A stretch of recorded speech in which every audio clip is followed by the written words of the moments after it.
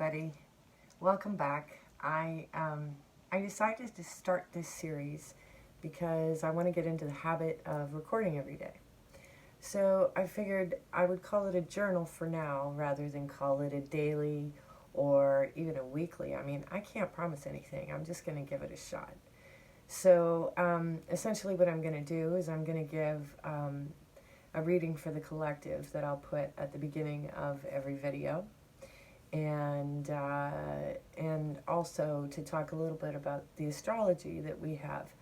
Basically, the way I'm building my channel is so that you watch the monthly first, and theoretically that stays relevant to you throughout the month, that you can keep going back to in terms of the astrology that I've put at the top. And then with the journals and with other astrological event specific readings, we'll be carrying the theme through the month. So what do we have today and this week to think about? This particular journal is for May 11th, 2020. And so I'm recording this on the 10th, and today Saturn goes retrograde in Aquarius. So these themes are going to be around the brotherhood, perhaps even, a good look, a review of what it is we think that the age of Aquarius is supposed to be and what it will actually become or what it's becoming. So that's May 10th. Now, May 12th and 13th, that is when Venus goes stationary retrograde in Gemini. So it's going to be all about love relationships, but it's also going to be very much about Gemini themes of communication, and almost, like an extra push with Mercury being Gemini's ruler in terms of the dynamics around what this retrograde season is going to be like. So that's two planets that are just happening this week. The other thing that we have to also be ready for is on May 16th, which is this Sunday, I believe. We have our sun aligning with Alcyon, the galactic center.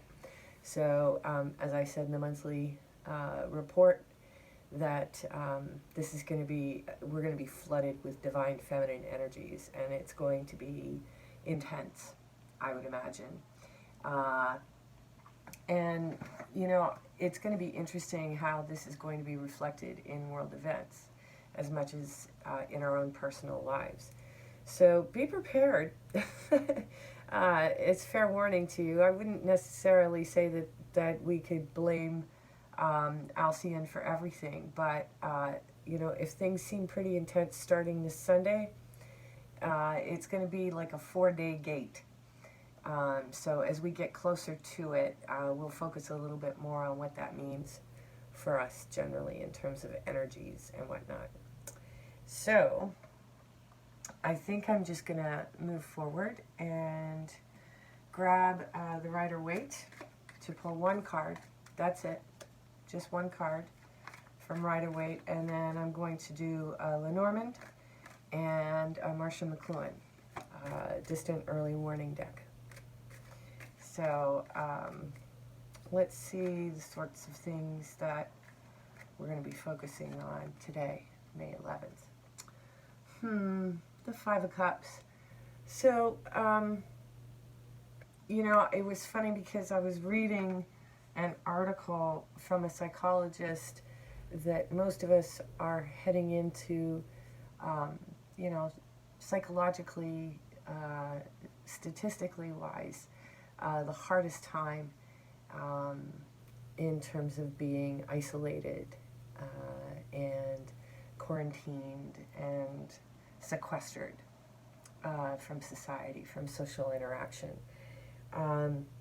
So if you're feeling emotional this week, if you're grieving things that, I don't know, maybe you even thought you were intellectually over, it would be, with all the retrogrades, It'll be about feeling and also about communicating and sharing those feelings, on a community level, on a one-to-one.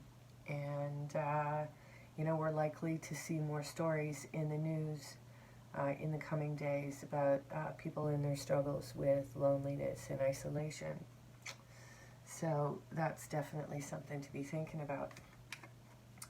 I've been trying to emphasize in most of my readings how important self-care is right now for all of us. It really is a time for making sure that everything's okay. So if things are not okay, it's probably not a bad idea this week to reach out for some help. So let's see here what the Lenormand has to say. Well, this is really nice. This is the Lily. It's a beautiful card. Look at that. So the Lily suggests maturity, growing in understanding. There's an emotional intelligence emerging if you're willing to reach for it. Out of all the sadness, out of all the loneliness and whatnot, that at times like these, it's really important that we sincerely enjoy our own company. And if we're not enjoying our own company, it's not because we're not interesting enough or smart enough or any of the things that makes us feel less than. It really is a time to see how resilient and how wonderful the human spirit really is in times like these. And a good way to distract yourself from your own sadness is to reach out to someone else and check in on them, or find a way to contribute to something that's taking care of people, whether it be some sort of charity or outreach program, depending on how much our isolation is legislated. I think that it's going to be really important for there to be real tangible support for those who are struggling with mental health issues. So I'm going to move on to Marshall McLuhan's Distant Early Warning deck and see what kind of insight we can get from Marshall. Marshall has really helped me to understand the way media works on individuals and society, and how important it is to be conscious of the kinds of media that you consume. So let's see what pearl of wisdom Marshall is giving us today. Okay. So the silicone bosom symbolizes the thin edge of the trial balloon. So whatever that means for you, I mean, for me, I'm looking at it as being, representative of the digital age and how, the thin edge of the wedge of how technology works for us and can work against us is a fascinating subject to explore. So, thank you for joining me today with my first installment of a journal, Bon Echo's Tarot Journal, I think I'm calling it, yeah. So, now on to your sign-specific reading. Hey, Aries. So, welcome to Bon Echo's Tarot Journal, where, I'm going to try and do this every day, but if I don't, please don't hold it against me. This reading is for May 11th. So let's see what kinds of things are going to be in your consciousness. And card flipped over, so I got to take it. And we've got the Hermit. So I'm thinking, Aries, you might be feeling a little bit lonely, huh? So, as you know, you're not alone. We've, hit the portion in time where this sort of thing is only to be expected. So, but I think the cool thing is, Aries, is that, with the Hermit, holding the lantern, whether you realize it or not, you've become a light for others around you in terms of how to deal with this situation. Your example is definitely having its effect on your community. Even though you may, be kind of in your own feels about your sense of loneliness, and what have you. So, yeah. So maybe it's just a day where everybody's feeling a little blue, It's a Monday. Who's happy on a Monday? If you were working, you probably wouldn't be very happy about it. All right, so for the Lenormand, woo, somebody's getting a move on. Well, you can't keep Aries down for very long, I'll tell you that much. So, you are likely just pushing forward.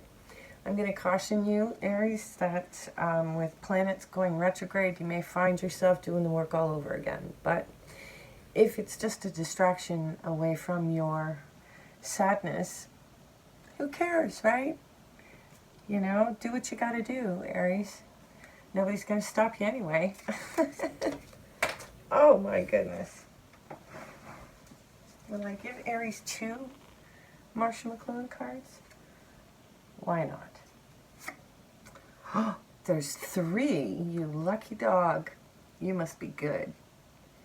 Is there a life before death? Interesting.